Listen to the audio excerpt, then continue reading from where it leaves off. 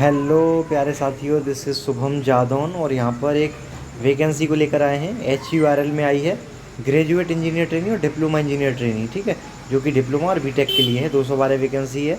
कुछ ब्रांचेज़ हैं, कौन कौन सी हैं? मैकेनिकल है, इलेक्ट्रिकल है, केमिकल और इंस्ट्रूमेंटेशन। सैलरी कितनी है, कैसे मिलेगी, 14 और 8, ये सारी चीज़ें। सिलेबस, सिलेक्शन प्रोसेस क्या रहेगा, तो सरकारी नौकरी के बारे में डिस्कस करते हैं।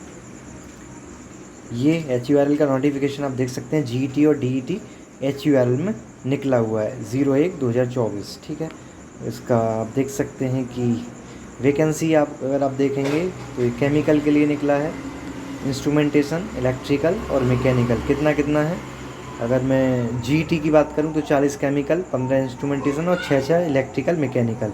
क्या चाहिए? ऑब्वियस सी बात है कि जो ग्रेजुएट वाले हैं उनके लिए ग्रेजुएशन चाहिए, लेकिन इंजीनियरिंग में, ठीक है, यानी कि BE बीटेक और AMIE भी एलिजिबल है। यहाँ पर मैं सबका सेम है, full time regular engineering degree चाहिए और AMI भी है मैकेनिकल में, तब भी कोई दिक्कत है नहीं। वैकेंसी थोड़ी सी क्या, बहुत ही कम है, लेकिन देखिए अब ऐसे ही है भाई, इतना ही है तो क्या करें। इसके अलावा आप डिप्लोमा इंजीनियर ट्रेनिंग DET की बात करेंगे तो उसमें आपको ऑब्वियस सी बात है कि डिप्लोमा चाहिए। एक इम्पोर्टेंट चीज़ रहेगी, आपके पास डिग्री है लेकिन 60% से कम मार्क्स हैं तो आप इसके लिए एलिजिबल बिल्कुल भी नहीं है। 60 का मतलब 60, 59.99 भी नहीं। ऐसे ही डिप्लोमा वाला जो DET निकला है उसमें 50% से कम है तो you are not eligible for this post. इसमें आप केमिकल है और इंस्ट्रूमेंटेशन है, यानी कि मैकेनिकल, सिविल, इलेक्ट्रिकल, इन सब के लिए नहीं है। आप देख सकते हैं कि GET है तो 60 से नीचे वाले एलिजिबल नहीं है, नॉट एलिजिबल। ऐसे 50 से नीचे है तो नॉट एलिजिबल। इसके अलावा और इम्पोर्टेंट चीज़ है कि GET जो है, अगर आपका कंप्लीसन जब ट्रेनिंग होगा तो आपको इंजीनियर एंड ऑफिस लेवल पर जो एग्जीक्यूटिव पोस्ट होती है E1, वहाँ पर आपको अलॉट कर दिया जाएगा।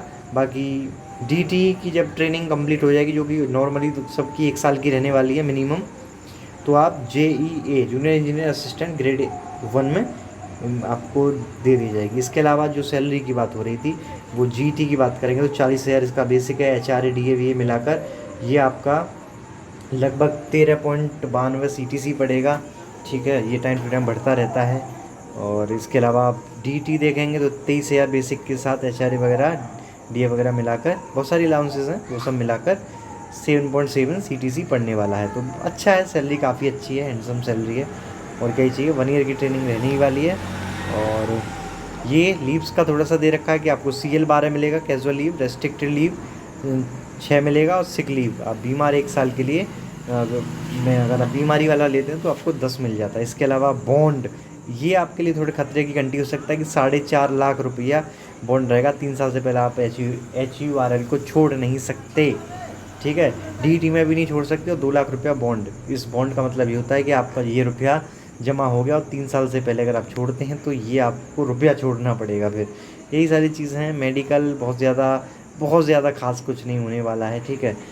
मेडिकल फिटनेस सर्टिफिकेट चाहिए आपको एक गवर्नमेंट हॉस्पिटल से, तो समझ रहे हैं ना, गवर्नमेंट हॉस्पिटल से, अपने शहर के सरकारी हॉस्पिटल से बना कर लेकर जाना है आपको, तो क्या ही दिक्कत है।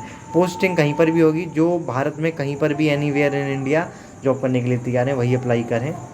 बाकी कट ऑफ डेट जो रहेगी आपकी एज कैलकुलेट करने की, आपके क्वालिफ़िकेशन के लिए, आपके सर्टिफिकेट्स के लिए, वो है 30 सितंबर 2024। ये लास्ट डेट नहीं है, ये कट ऑफ डेट है, ठीक है। बाकी एज लिमिट आपको पता है कि GET डिग्री वाले के लिए 18 मिनिमम, 30 मैक्सिमम है, और DET डिप्लोमा वालों के लिए 18 से 27 है। कोई एज रिलैक्सेशन नहीं है, कोई भी फीस रिलैक्सेशन नहीं है, क्योंकि यहाँ पर रिजर्वेशन वगैरह की कोई भी सुविधा नहीं है HURL में, क्योंकि ये अपने आप को बहुत सुपीरियर वाले सरकारी नहीं मानते हैं। सिलेक्शन प्रोसेस यही है कि ऑनलाइन होगा, सिर्फ ऑनलाइन CBT होगा। कंप्यूटर बेस्ड टेस्ट दीजिए CBT और बस आपका कॉल आ जाएगा। कोई इंटरव्यू नहीं है, कोई कुछ नहीं है, डायरेक्ट ज्वाइनिंग है, DB है, समझ गए। टेंटेटिव टेस्ट आपका दिल्ली, लखनऊ, पटना या रांची, 4 जगह पर होने वाला है। आप अपनी प्रेफरेंस दे सकते हैं, ठीक है। सिलेक्शन प्रोसेस CBT है और सीधा उसके बाद DB है। अगर आपके मान लीजिए जब भी सिर्फ CBT बेसिस पर सिलेक्शन होता है तो 2 बच्चों के जब सेम मार्क्स आ जाते हैं तो दिक्कत हो जाती है। तो उस केस में जो भी उम्र में बड़ा होगा, सीनियर होगा उम्र में, उसको प्रीफर करा जाएगा टाई के केस में। अगर उम्र भी सेम है, जो कि ऐसा होता नहीं है, लेकिन हो जाए तो बहुत ही रेयर है, हो जाए तो फिर जिस बच्चे का पहले रिजल्ट निकला है। मान लीजिए किसी ने बीटेक करी है 2020 में और किसी ने बीटेक करी है 2021 में, तो इस भाई साहब को प्रीफर करा जाएगा। अगर ये भी सेम हो जाए कि दोनों ने 20 में कर लिया है, तो भैया जिसके परसेंटेज ज़्यादा है ना, किसी का 70% होगा, किसी का 71, तो फिर इस वाले को प्रीफर करा जाएगा। तो टाई का केस हो गया। सिलेबस बहुत ही इंपॉर्टेंट चीज़ है। सिलेबस यही है कि आपका जो भी क्वेश्चन आएंगे वो हिंदी इंग्लिश दोनों में आएंगे।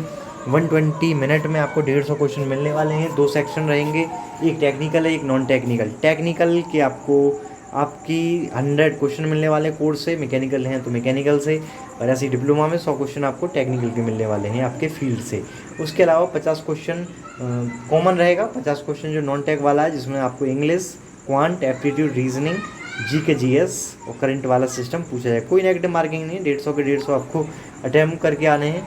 और इसके अलावा candidate can apply 1 time only in case of multiple application, candidature shall be rejected. तो आपको एक से ज़्यादा बार फॉर्म अप्लाई नहीं करना, नहीं तो आपके सारे फॉर्म और जो फीस है, फीस डिस्कस हो गई क्या? अभी नहीं हुई ना? हाँ, तो 750 रुपये वाला जो सिस्टम है वो आपके बर्बाद हो जाएंगे। ये रहा देखिए, एप्लीकेशन फ़ीस है जो क्या बोलते हैं जीटी के लिए 750 रुपये है, और 500 रुपये है आपको डीटी के लिए। किसी भी तरीके का किसी का कोई रिलैक्सेशन नहीं है। और 50% मार्क्स आपको सीबीटी में लाने पड़ेंगे, तब आपको डीवी के लिए कंसीडर करा जाएगा। बाकी ये कट ऑफ नहीं है। कट ऑफ तो भैया देखना, मैकेनिकल की 6 पोस्टें 80% मारने वाली है कट ऑफ। इसके अलावा आपका आज 1 तारीख से 1 बजे से फॉर्म स्टार्ट हो चुका है, और इसकी लास्ट डेट है 21 अक्टूबर। आप 5 बजे तक इसमें अप्लाई कर सकते हैं। कट ऑफ डेट अलग है, जिसमें आपका एज वगैरह काउंट करा जाएगा 30 सितंबर 2024 के हिसाब से। ठीक है, तो सारी चीज़ें क्लियर हो गई होंगी।